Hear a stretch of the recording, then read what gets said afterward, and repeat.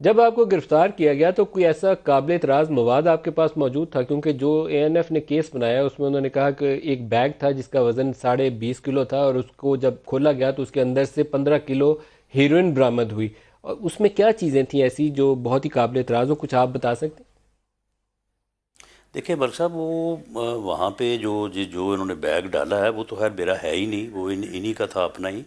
मामला ये है कि ये इन्होंने कहा कि वो बैग जो है वो मैंने खोला, खोलने के बाद वो एक शीट थी वहाँ पे, वो मैंने तोड़ी, और उसके बाद मैंने ख़ुद मोमी लिफाफा जो है वो 15 किलो का मैंने पेश किया, और इस बात की वीडियो मौजूद है।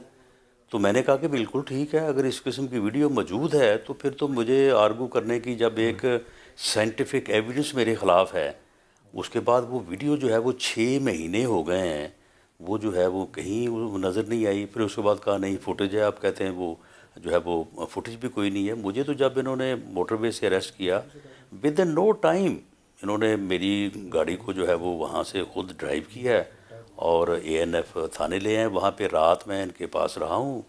मेरे साथ किसी बंदे ने एक लफ्ज़ इससे मुतल्लक जो है वो बात नहीं की।